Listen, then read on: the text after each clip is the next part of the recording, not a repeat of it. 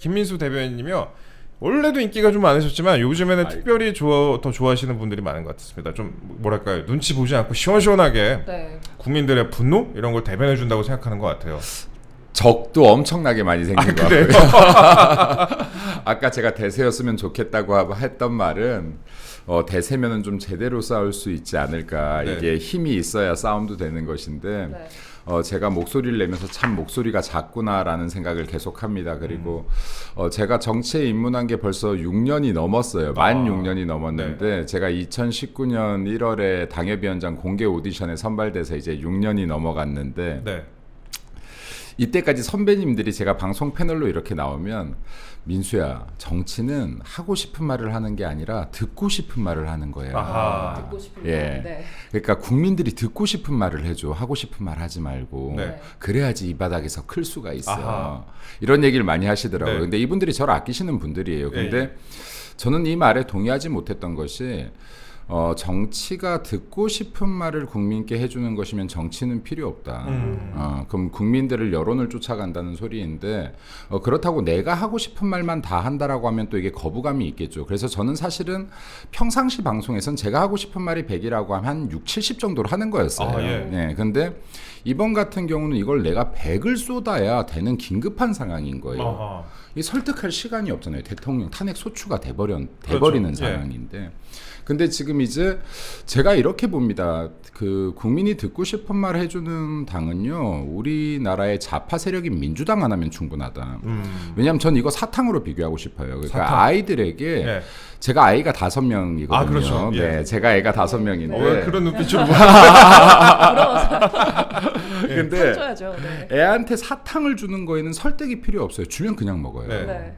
대신에 애가 몸에 안 좋죠. 그렇죠. 예, 근데 애들한테 약을 하나 먹이려면 온갖 설득을 다 해야 돼요. 몸부림을 진짜. 예, 대신에 애가 몸이 좋죠. 근데 민주당 같은 당은 우리나라에 하나면 충분하다. 근데 우리 당은 국민들한테 국민들의 반발이 일더라도 설득하고 옳은 방향으로 계속해서 이야기하는 과정을 거쳐서라도 대한민국 체질을 바꿀 수 있는 한약 같은 존재가 돼야지. 네. 이게 사탕 같은 존재가 돼서 안 되는 것인데 많은 정치 선배들께서도 정치라는 거는 듣고 싶은 얘기를 해주는 거야라고 생각하기 때문에 대한민국 체제가 계속 무너져 오고 대한민국 체질이 약해져 왔다. 그렇죠. 근데 지금 이번에도 마찬가지인데요. 저는 윤석열 대통령이 계엄을 하심으로 인해서 결국은 국민들이 어떻게 보면 듣기 싫은 이야기를 퍼부은 거랑 똑같거든요. 네. 그리고 거기에 동조한 저희 같은 사람들이 또 더 퍼부은 거나 마찬가지예요. 근데 대통령의 지지율이 계엄 직후에 10%대로 처음으로 떨어졌다가요. 그렇죠. 불과 한 달 이후에 40%대까지 회복을 시켜버려요. 맞아요. 그럼 이 말은 뭐냐면요. 결국에는 국민들은 진실을 이야기하면 시간이 걸릴지 몰라도 옳고 그름을 판단하시는 분들이라는 네. 거예요. 근데 이 불편한 가정을 정치인들이 생략해왔다. 보수 정치인들이. 근데 이 가정을 하게끔만 만든다라고 하면 보수가 훨씬 더 내실이 단단해질 수 있다. 강해질 수 있다라고 봅니다. 예. 그래서 이게 국민들께서 저를 아까 이뻐해 주신다고 했는데 사실은 제가 이게 집회 가다 보면은 제가 지난번 대전 집회 갈 때 차에서 내려서 한 도보로 5분 거리였거든요. 네, 그렇죠. 가까워. 저도 갔다 왔습니다. 예. 진짜로. 예. 근데 주차장에서 거기까지 가는데 30분이 와. 걸리는 거. 사람이 많아서 아니면 인사를 하시나요? 사람들이 인사를 네. 그러니까 국민들께서 인사를 해주시는데 인기 장난 아니었어요. 아. 제가 어, 멀리서 보셨어요, 봤어요. 직접? 저 멀리서 지켜봤습니다. 아는 척 예. 좀 해주시지. 아유, 제가 어찌. 아유. 근데 제가 이게 네. 너무 가슴 아팠던 게 네. 저를 잡고 이제 김민수 대변인 너무 고맙습니다. 감사합니다. 대통령 구해주세요. 나라 지켜주세요 하시는데 저는 국회의원도 아니고 4시간짜리 대변인에 불과하고 힘도 없잖아요. 근데 국민들께서 얼마나 답답하시면 내 손을 잡고 이렇게 하소연을 하시겠는가. 4시간짜리 대변인도 예. 좀 슬픈 것 같아요. 네, 그래서 제가 그날 연단에 서서 나한테도 이러시는데 예. 물론 지금 국민의힘 의원들 이제 많이 싸워주고 계시지만 아직 일어나지 못하신 분들 혹은 진심을 다해서 싸우지 않는 분들 진심을 다해 싸워줘라. 그럼 국민들께서 얼마나 의지하고 힘이 되겠냐. 나도 힘이 없으니 내가 다시 국회의원들한테 호소한다. 국민들이 이런 마음으로 내 손을 잡고 있으니 이 손이 내 손이 아니어도 좋은 이 국회의원들 손을 잡고 더 힘 있는 분들 손을 잡고 외칠 수 있게 좀 힘이 되드려라 하는 말씀을 드리고 있는데요. 국민의힘이 진짜로 강한 보수가 될 수 있는 방법이 어디에 있는지 그 정답이 좀 그거를 좀 찾아갈 수 있으면 좋겠다라는 생각이. 예, 네. 그 말씀하신 부분에서 진정성이 많이 느껴지는 것 같습니다. 그리고 대변인 말씀처럼 그동안의 정치 문법으로는 약간 이번에 설명이 안 되는 현상들이 많이 나왔어요. 네. 그 많은 분들이 그러니까 이번에 윤석열 대통령 탄핵 소추 이후에 그 어떻게 보면은 박근혜 전 대통령 때 갑자기 이제 지지율이 급락했던 것처럼 비슷한 상황이 벌어지지 않겠나라고 생각을 했는데 오히려 지지율이 급상승하는 모습을 보면서 아 이게 아무리 뭐 탄핵이고 계엄이고 간에 이런 일들이 있었구나 이런 거를 이제 좀 알게 된 것 같아요. 그동안에 이제 29번의 탄핵이라 29번의 그럼요. 그 탄핵이라든지 네. 그다음에 뭐 예산 관련된 맞습니다. 삭감이라든지 이런 부분들을 많이 알게 되신 것 같습니다. 저희가 그러면 윤석열 대통령 관련된 내용부터 먼저 오늘 좀 여쭤볼게요. 네. 윤석열 대통령 최후 진술 그제 밤에 있었잖아요. 그제 밤에 있었는데 67분 동안 직접 당사자 최후 진술에 나섰습니다. 듣다 보니까 저도 몰랐던 부분이 많습니다. 저는 거의 우리나라 모든 뉴스를 좀 다 보는 것 같은데 그래도 몰랐던 부분이 있더라고요. 그래서 대변인은 이거 보시면서 어떤 생각 드셨는지. 크게 한 세 가지의 그 예.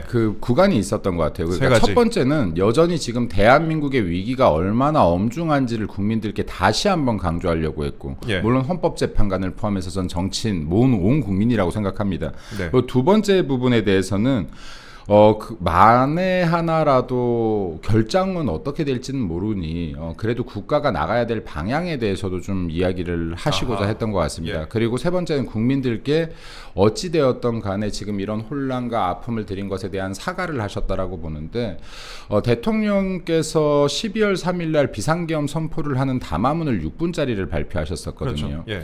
근데 저도 사실은 이게 이해가 안 되는 거예요. 도대체 왜 지금 이 시국에 그리고 제가 이거를 처음에 전화를 받고 농담인 줄 알았어요. 제 주변에 이제 뭐 저 업무들 도와주시고 하는 분이 전화가 와서 비상계엄을 발표하고 있습니다. 그래서 아유 확인하고 전화 주세요. 저도 그렇게 알았어요. 그리고 이제 제가 가짜 뉴스를 또 네. 이분이 성급하게 전달한 줄 네. 알고 확인하고 전화 주세요. 그랬더니 링크를 보냈는데 진짜인 거예요. 근데 제가 바로 집에 들어가서 이거를 계속 거의 밤새고 본 것 같아요. 이것뿐 빼고는 볼 게 없으니까. 네. 근데 이걸 계속 보다 보니까 무슨 말인지 알겠는 거예요. 왜냐하면 이걸 알아야 당장 다음 날부터 방송이 있는데 그렇죠. 이거를 지금 내가 대통령의 의중을 내가 전화할 수 있는 사이도 아니고 예. 그럼 의중을 파악을 해야 되는데 이 6분짜리 담화문 외에는 의존할 수 있는 게 없잖아요. 그렇죠.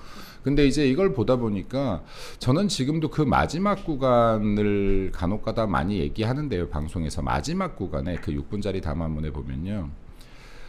저는 오로지 국민만 믿고 자유 대한민국을 지키겠습니다. 예. 국민 여러분께서도 저를 믿어주십시오라는 구간이 있어요. 아하. 이 6분짜리 예. 담화문에. 네, 근데 이게 대통령께서도 지금 이 비상계엄을 선포하면서 마지막에 믿었던 거는 국민뿐이 없을 줄 알았구나. 그러니까 국민들이 결국엔 지금 들고 일어서 주신 것이고 예. 국민들께서 대통령 지키고 있는 거고 대통령 지지율 끌어올리고 견인을 하고 있는 것이고 네. 근데 지금 이 과정에서 지금 사실 정치인이나 어떤 사람들의 특정 사람들의 역할보다는 다 국민의 힘이었거든요. 예. 그러니까 국민들뿐이 마지막을 버텨줄 사람이 없을 거다라는 것도 알았던 것 같아요. 그리고 나를 믿어달라고 또 거꾸로 말했던 그렇죠. 것은 예. 내가 어떻게 되든 간에 지금 대한민국에 플러스 되는 영향을 놓겠다라는 말 뜻도 될 것 같아요. 왜냐하면 지금 아까 앵커께서 말씀하셨지만은 우리들이 지금 수면 위로 떠오르지 않았던 수많은 것들이 떠올랐잖아요. 네. 근데 이게 저는 굉장히 중요하다고 봅니다. 그리고 이거는 곧 언론 환경과도 너무 영향이 있어요. 제가 이거를 그 당시 진짜 제가 대변인 한 1년 할 때요. 네, 예. 이 이야기를 많이 했는데 대통령의 업적이 굉장히 많은 사람이에요. 윤석열 대통령. 예. 그러니까 지금 이게 비단 여기 그 외교에 대한 부분뿐만이 아니라 경제에서도 마찬가지입니다. 그렇죠, 예. 굉장히 이 실제로는 업적이 많은데 이게 알려지지가 않아요. 네. 그러니까 제가 언론 환경이 편향됐다고 하는 게 대통령이 외국 나갔다 와서 어떤 업적을 만들었다. 그럼 이게 단신처럼씩 나가고 말아버리는 거예요. 맞아요. 단신처럼 나오거나 아니면 다른 뉴스에 덮이거나. 네, 덮여요. 그럼 이게 다음 날 나가고 하는 게 아니라 그날 딱 하루 탁 나가고 끝나요. 네. 근데 명태균 뉴스만요 3주 4주를 했어요. 아하. 자, 이게요. 제가 이거를 패널로 제가 이게 과천 상륙작전 발언하기 전까지만 해도 방송을 그래도 한 달에 적게는 50번 많게는 100번을 했거든요. 와. 근데 이게 과천 상륙작전 발언 이후로 방송은 다 잘렸지만요. 근데 이제 이게 그 전에도 제가 계속 얘기했던 게 언론 환경이 균형되지 못하다. 대통령에 대한 업적을 그렇게 2주 3주 방송한다면 국민들이 알 거 아닙니까? 근데 명태균 같은 사건만 2주 3주 하는 거예요. 예. 그럼 이건 팩트도 아닌데 아직 네. 의혹에 일방 불과한데 주장인데. 일방 주장에 예. 불과한데 그럼 이렇게 되면 대통령에 대한 악의적인 이미지가 계속 쌓이는 거죠. 업적은 안 알려지는 거죠. 예. 그리고 여기에 뭐 김건희 여사에 대한 의혹이 나왔어. 그거 사실이 아니에요. 이것도 2, 3주 떠들어요. 이거 어떤 사람이 이게 장사가 있겠습니까? 예. 예를 들어서 이거는 3인 성호라고 3명이면 종이로도 호랑이 만드는 거예요. 예. 근데 이건 대통령을 계속 악마화하고 김건희 여사 악마화하고 어떤 사람이 이거 당해내겠어요. 예. 근데 대통령이 아마 판단한 것 같아요. 지금 나라의 상황은 이렇게 엄중한데 내가 도저히 알릴 방법이 없구나. 아하. 국민들께 알릴 수 있는 방법이었구나. 예. 그리고 지금 내가 어떤 특단의 조치를 취하지 않으면 이 위기가 넘어간다면 대한민국 체제가 흔들릴 수 있는 위협 상황인데 이거를 어떻게든 알려야 되는데 알릴 수 있는 방법이 대통령에게조차 없구나.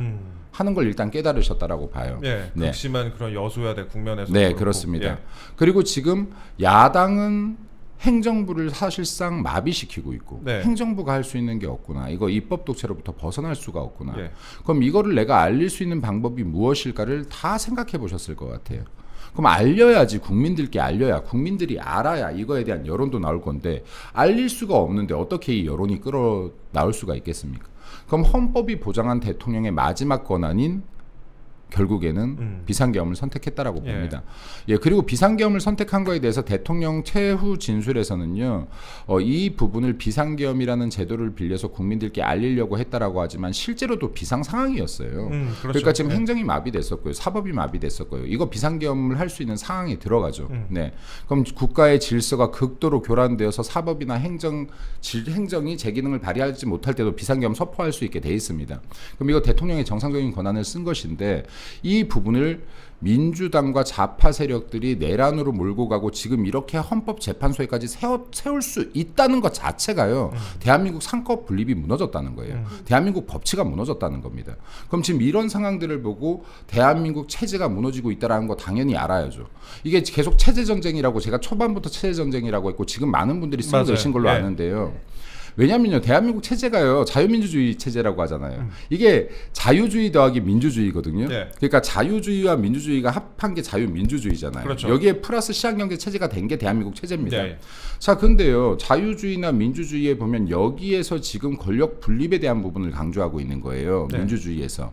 그럼 지금 권력 분립이 깨졌어요. 민주주의가 깨지면 이거는 지금 대한민국 체제가 깨지고 있는 겁니다. 그렇죠. 예, 네. 이게 깨지고 있는 거예요. 권력 분립이 완전히 깨졌죠. 그렇죠. 뭐. 네, 그리고 지금 이재명이나 민주당 좌파 세력들이 말하는 카카오톡 이런 것들 지금 개인의 자유를 제한하겠다. 이거 자유주의가 깨지고 있는 검열, 거예요. 예. 예, 검열이 들어가면. 그리고 대통령 지금 인권, 기초적인 인권이 보장받지 못하고 있는 거 아닙니까? 이거 자유주의 사상이거든요. 그럼 지금 인권을 보장받지 못하고 법에 맞는 절차가 아님에도 불구하고 저렇게 수사를 받고 있는데 많은 대한민국의 50%가 되는 사람들이 여전히 박수를 치고 있다 그러면 이거는 자유주의가 깨지고 있는 거예요. 예, 인권에 대한 지금 보장이 깨지고 있는 겁니다. 예. 그럼 지금 이 일련의 사태 몇 가지만 놓고 봐도요. 자유주의, 민주주의가 깨지고 있는 거예요. 시장경제야 뭐 민주당이 수치로 깨니까 이거는 뭐 말하려면 이것만 해도 1시간일 거고요. 그렇죠. 네. 네. 그러면 지금 결국에는 몇 가지만 놓고 봐도 지금 대한민국의 체제 자체가 흔들리고 있다는 걸 극심히 보여주는데 여기에서 대통령 탄핵이 된다라고 하면 이거 막을 수 있겠습니까? 아. 그러니까 지금요 입법부 하나 장악당했더니 민주당한테 국민의힘이 할 수 있는 게 없어요. 21대 국회부터 아무것도 못했잖아요. 네. 이거 대통령뿐이 한 일이 없는 거예요. 대통령이 지금 거부권, 제2요구권을 쓰지 않았으면요 대한민국 체제 벌써 바뀌었습니다. 네. 그 대통령 최후 진술 내용을 제가 짧게 네. 좀 관련해서 말씀드리면은 비상계엄 후 84일이 제 삶에서 가장 힘든 날이다 이렇게 시작을 했고 뒷부분에 이제 아까 대변인님 말씀하신 것처럼 민주당이 국정원의 대공수사권에 박탈을 해서 간첩이 활개치는 그런 환경이 만들어졌다. 국가보안법 폐지 주장, 경찰 특활비 전액 삭감 이거 간첩 잡지 말라는 거다. 그리고 깎은 예산이 0.65% 뿐이다. 이것도 두 눈을 빼놓고 겨우 눈알 두 개 빼자 눈알 두 개라고 하는 거다. 그러니까 네. 지금 뭐 정찰 자산이라든지 맞습니다. 네. 그다음에 뭐 드론 방어 사업 이런 것도 중단시켰고 그다음에 뭐 시스템 같은 거 바꾸는 그런 사업도 좀 중단이 됐고 그러니까 이거에 관련해서 도대체 누구의 지시를 받았는지 왜 예산을 삭감하더라도 이 핵심 예산만 다 골라갖고 삭감하고 있느냐 이런 부분을 좀 토로를 했어요 이번에. 그러니까 이런 부분들도요. 제가 대통령이 반국가 세력이라는 말이 아까 6분 담화문에 4번 등장하거든요. 예. 네, 그리고 반국가적 행위가 한 번 등장을 해요. 근데 이때도 제가 며칠 전에도 이제 뭐 이렇게 방송에 나갔다가 제가 무슨 말을 했냐면 반국가 세력이라는 말조차도 대통령이 순화시킨 말일 수 있다라고 했어요. 순화를. 예. 근데 지금 최후 변론에 간첩이라는 말이 나오더라고요. 전 진짜로 하고 싶었던 말은 이 말이라고 봐요. 왜냐하면 제가 하고 싶은 말이 이 말이거든요. 근데 지금 이게요. 예를 들어서 대한민국에 간첩이 어디 있어? 간첩이 무슨 21세기야 간첩이야.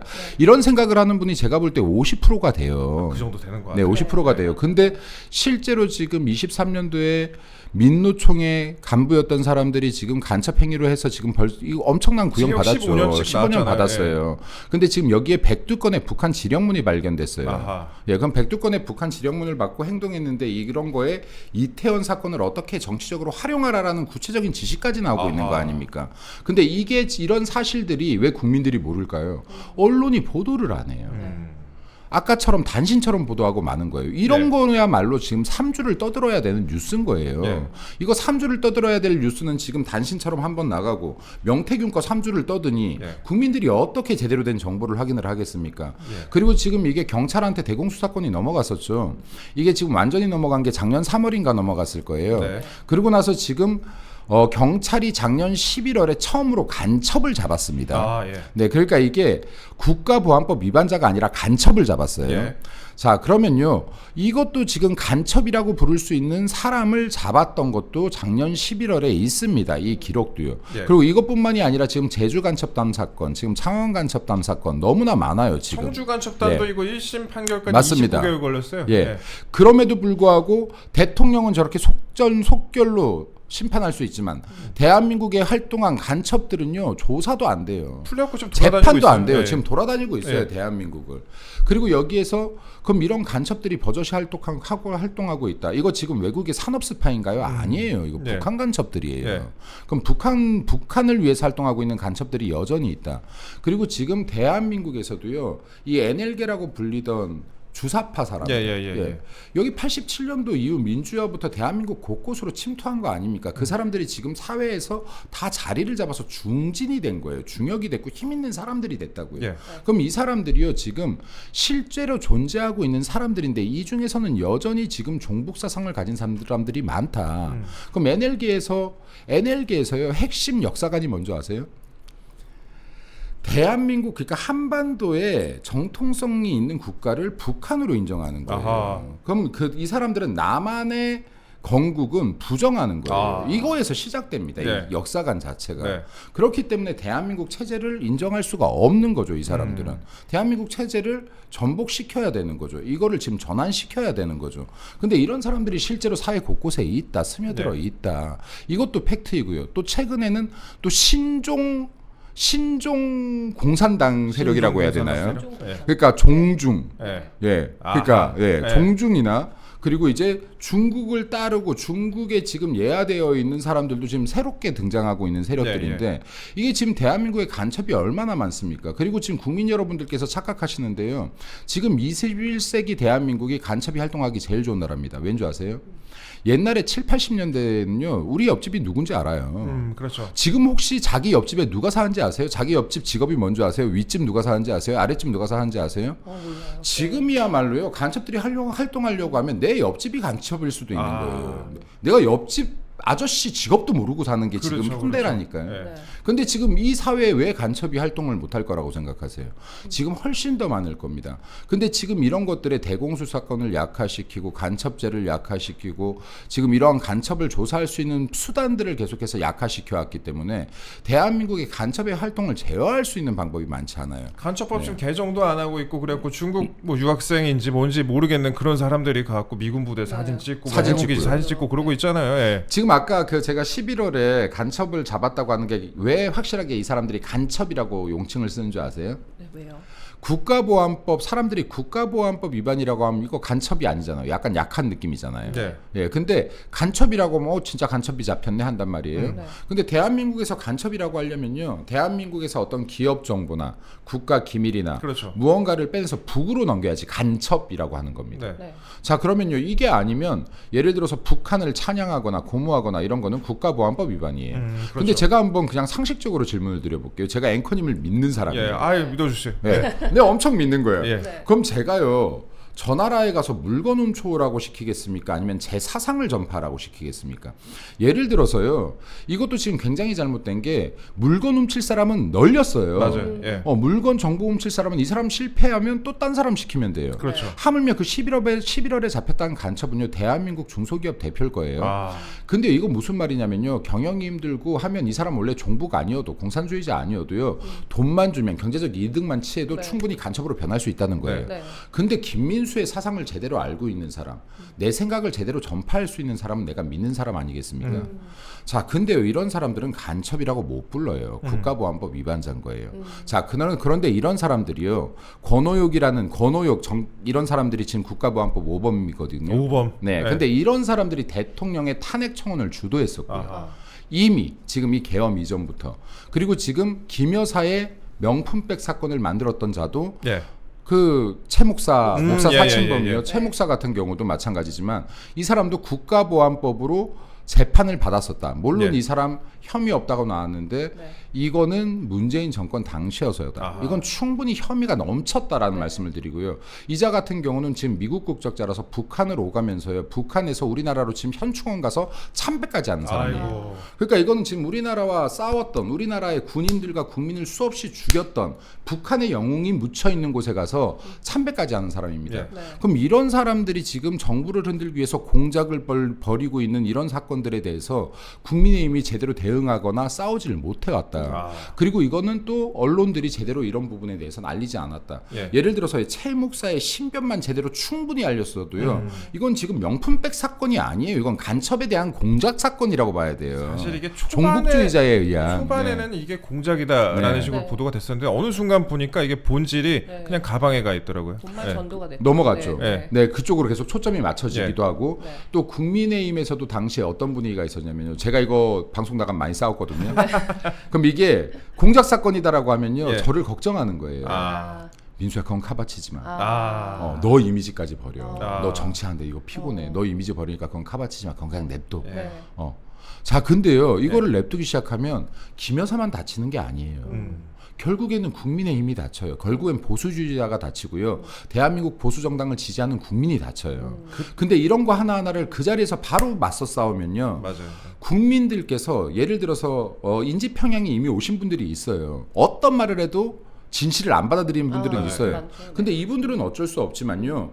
여기에 가운데 있는 분들 같은 경우는 막 이렇게 주장이 부딪히면 확인을 해요. 예. 예, 어떤 게 진짜인지. 예. 그럼 본인들이 판단할 수 있는 이 여유를 줄 수 있는 게 대응입니다. 맞아요. 즉각적인 대응인데 보수 정당이 이 대응을 하지 않아요. 그때 제가 네. 한 라디오에 출연을 네. 했었는데 네. 보수 정당이 제가 보기에 제대로 대응을 못한다고 저는 생각을 했습니다. 네. 그래서 저 그냥 기자 입장에서 얘기를 했지만 아니 그러니까 그때 김건희 여사가 그 뭐 최목상가 하는 사람한테 가방을 미리미리 갖고 와라, 이걸 갖고 와라, 저거 갖고 와라 이런 식으로 했으면 문제가 될 수 있다. 근데 이 사람이 뭐 달라고도 안 했는데 가져갔으니까 그 공작 혐의 자체가 문제가 아니냐 이런 식으로 저도 문제를 제기를 했었는데 그때 그 오디오도 보시면요, 그 비디오도 네. 이런 거 가져오시지 말라니까요. 맞아요. 맞아요. 예. 네. 예, 그러니까 지금요, 이거는 바로 싸웠어야 되는 거예요. 근데 이거를 잠시 머뭇대면요, 이 좌파들이 하는 주장이 이미 퍼진 다음이에요.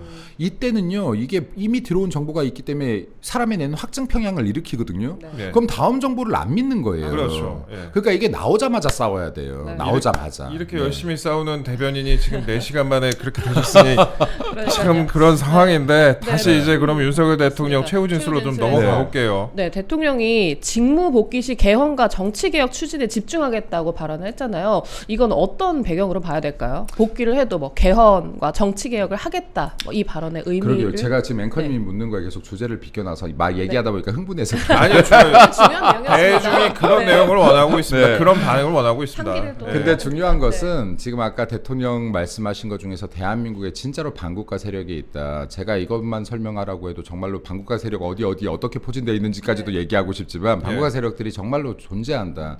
그리고 이들의 목적은 체제의 전복 또는 체제의 전환이다라는 말씀을 좀 꼭 드리고 싶어요. 네. 그 체제의 전복이나 체제의 전환을 사람들이 옛날 6.25 같은 전쟁을 생각하기도 해서요. 야 무슨 쌍팔년대 소리를 해 이렇게 하는데 총칼등 전쟁 얘기하는 게 아니에요. 아까도 말씀드렸지만 자유주의와 민주주의와 시장경제 체제를 무너뜨리고 변형하려고 하면 대한민국 체제에 대한 공격인 것이고 이 붕괴를 막으려는 사람들이 있고 무너뜨리려는 자들이 있으면 이게 체제 전쟁인 겁니다. 예, 예. 그래서 지금은 체제 전쟁이라는 상황이 정확하게 맞는 것이고 대통령께서 이 부분을 정확히 보고 계시다라는 말씀을 드리고 싶고요. 그 예산 같은 경우는 행정부의 고유 권한이에요, 사실은. 네. 여기 국회는 심의권뿐이 없는 거잖아요. 네. 근데 지금 실제로 이 정부 예산의 예비비부터 시작해서 모든 것을 막아놨어요. 청년 예산도 맞아요. 막았고요. 예를 들어서 뭐 대왕고래 프로젝트요. 이거 한 번 실수할 수 있어요. 이거 한 번 파가지고 석유 나올 것 같으면 다 파게요. 네. 다 파게요. 한번 얻어 걸릴 예, 수는 있겠죠. 이거 한 번 파는데 500억 분이 안 된다면서요. 네. 제가 500억 분이 안 된다고 말하는 건요. 여기 문재인 정권에 한 해 평균 6, 7천억을요 태양광에 썼어요. 대한민국 아름다운 산들 다 깎아 먹으면서요. 국가부채도 400조가 늘었잖아요. 예. 네. 천조 시대를 만들었잖아요. 천조국 만들었지 예. 않습니까? 국가부채. 예. 근데 지금 대한민국의 미래를 위해서 이거 투자를 못하게 한다고요? 그리고 이거 한 번 실패했다라고 해서 이걸 또 언론 플레이를 한다고요? 이걸 또 언론들이 받아주고 있어요. 예. 이러면요 대한민국 진짜로 망합니다.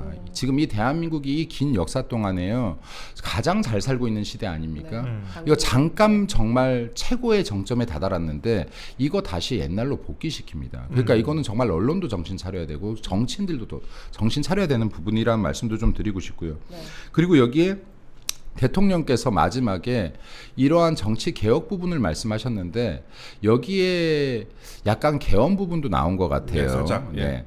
근데 제가 봤었을 때는 이거는 대통령제 4년 중임제를 말씀하시는 것 같다라고 봅니다. 예. 왜냐하면 이건 국민들께서도 아실 거라고 봐요. 제가 볼 때 뭐 지금 여기에 내각제나 뭐 이런 것들 주장하시는 분들이 있어요. 아 그렇죠. 일본에 네. 있으시죠. 네, 근데 이번에 보시지 않았나요? 대한민국은요 내각제 할 수준이 안 돼요 정치 수준이. 아무튼 이번에 네. 느낀 게 우리나라 내각제 하면은 망합니다. 한 6개월 하다가 또 다시 선거하고 이럴 것 같아요. 네, 정말로 네, 망해요. 네. 그리고 내각제에서 가장 위험한 건요. 일당이 하나의 당이 힘을 강력하게 가졌을 때요. 이거는 정말 독재가 일어나거든요. 근데 우리는 이걸 이미 내각제 시험을 21, 2대 국회에서 봤습니다. 예. 한 당이요. 민주당이라는 당이 이렇게 이 입법부를 장악했을 때요. 어떤 현상이 발생하는지 내각제를 이미 경험한 거랑 똑같아요. 맞아요. 예. 내각제 같은 소리 하는 사람들 지금 정신 나간 사람들입니다. 네. 이 사람들 뭔지 아세요? 난 대통령 될 자신은 없어요. 난 1인자는 영원히 될 자신 없어. 아하. 근데 국회에서 내가 더 센 권한을 잡아보겠어 하는 지금 권력에 미친 자들이라고 봅니다. 예. 이것보다 더 세지면 어떻게 되는 거예요? 그러니까요. 상상불가네요. 자, 그럼 이건 나라 망한다고 봐야 돼요. 그러니까 지금의 대한민국의 문제는요, 입법 권한이 너무 세다에 있었다는 게 이번에 나오는 겁니다. 지금 입법부가 저렇게 탄핵 제도를 마음껏 남용해도 아무도 터치할 수 없고요. 네. 행정부 예산을 올스탑을 시켜도 이거 아무도 터치할 수가 없고요. 하물며 대한민국의 대통령을 불법 수사해도 아무도 터치할 수가 없다라고 하면 이건 이미 지금 입법부에 의한 독재인 겁니다. 그래서 제가요 지금 막지 못하면 이거 막지를 못합니다라고 하는 게 조기 대선 운운하는데요. 조기 대선에서 이길 거라고 생각하는 것 같아요. 자, 이자들도요 지금 생명 걸고 싸우고 있습니다. 예. 이자들도 생명 걸고 싸우는데 지금 조기 대선에서 지지율에 의지하면서 이거 대통령 지지율이지 국민의힘 지지율 아니에요. 아하. 예. 자, 그러면요 여기에 의존해서 만에 하나라도 졌다. 입법부 하나 장악한 민주당도 한 번도 못 막았는데 행정부까지 장악해서 거부권을 행사해줄 윤석열 대통령이 없는 상태입니다. 예. 네. 법 10개만 바꾸면요 체제 변경됩니다. 자유주의도 무너뜨릴 수 있고 민주주의도 무너뜨릴 수 있고 시장 경제 체제도 무너뜨릴 수 있습니다. 범 10개면요 대한민국 체제 무너뜨릴 수 있습니다. 아하. 총칼 등 전쟁이 필요 없어요. 예, 그러니까 지금 이런 거에 대한 긴장과 경계를 해야 되는데 그리고 이걸 강력하게 막아야 됩니다. 네. 그러니까 지금요 이게 국민들은 다 일어서 주셨잖아요. 네. 수많은 국민이 일어서 주셨어요. 지금 헌법재판소 왜 이렇게 재판 땡기려고 할까요? 제가 볼 때 이거 한 달만 있어서 더 많은 국민들에게 알려지면요 대통령 지지율 제가 볼 때 50% 60% 넘어갈 수도 있습니다. 네. 근데 이게 미국에서 썼던 책 중에서 베스트셀러인데요. How Democracies Die라고 그러니까 우리나라에선 민주주의가 어떻게 무너지는가라고 번역되었고 그렇죠. 예. 이게 베스트셀러죠. 여기에 나오는 내용 중에 이게 있습니다. 민주주의를 국민들이 지킬 수 있다라고 생각하면 큰 오산이다, 착각이다. 국민들은 이미 권력을 이양했기 때문에 네. 선거를 통해서 힘이 없다. 대중이 민주주의를 지켰던 사례는 없다. 존재하지 않는다. 민주주의를 마지막에 지켜낼 수 있는 것은 의식 있는 정치인들, 양심 있는 정치인이라고 말합니다. 네. 왜냐하면요, 국민들은 선거를 통해서 권력을 이미 넘겨줬어요. 이분들 지금 나와서 외치지만은 이분들이 실질적인 힘을 가지고 있지 않는 거예요. 예. 그럼 이 권한은 이미 정치인들한테 다 가 있습니다. 지금 이제 국민들은 온 힘을 다해서 죽을 힘을 다해서 싸우셨어요. 예. 그리고 지금 이 상황까지 만들어냈습니다. 대통령 지지율 10%대에서 50% 근처까지 지금 만들어내고 있는 거예요. 이거 국민들이요. 예. 자, 그러면 이제 의식 있고 양심 있는 정치인들, 민주주의를 지켜야겠다는 정치인들이 목숨 걸고 싸워야 되는 겁니다. 아하. 네, 그래야지 민주주의가 지켜지고 자유주의가 지켜지는 겁니다. 그래서 제가요 계속 끊임없이 저는 한 번도 당의 방송에서 싫은 소리를 했던 적은 없습니다. 네. 당 내선에도요. 네. 방송에서 하는 건 자기 정치라고 생각해서 저는 해본 적이 아하. 없어요. 이 6년 동안에. 예. 근데 이번에는 이렇게 지금 싸우라고 외치고 있는 거는요. 내가 안에서 말할 수 있는 공간도 없거니와 그리고 지금은 이것저것 따질 시기가 아니라고 한 겁니다. 아까도 말씀드렸지만은 내가 지금 하고 싶은 말 100을 아직도 100은 아닙니다만 예. 제가 잡혀갈까봐 단어를 가리는 게 있습니다만 단어를 가리는 게 있습니다. 네. 네, 아슬아슬하게. 네. 네, 그럼에도 불구하고요. 제가 계속해서 말을 하고 있는 거는 이거는 국민들과 우리는 할 걸 다 했으니 예. 이제는 정치인들이 막아줘야 된다. 예. 우리들은 그러한 힘을 가지고 있지 않다. 근데 국회의원 한 명은요, 최소한 지역구에 20만 명 안팎의 유권자가 있잖아요.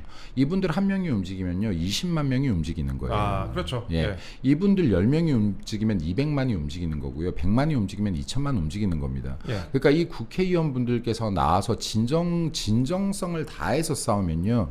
감히 어떻게 헌법재판관들이 정치적인 이념에 의해서 판단을 할 수 있겠습니까? 그리고 이 108명이요. 우리 다 같이 옷 벗겠다라는 각오로 싸운다라고 하면 어떻게 민주당이 184 거대 야당이라고 해도 마음껏 밀어붙일 수가 있겠습니까?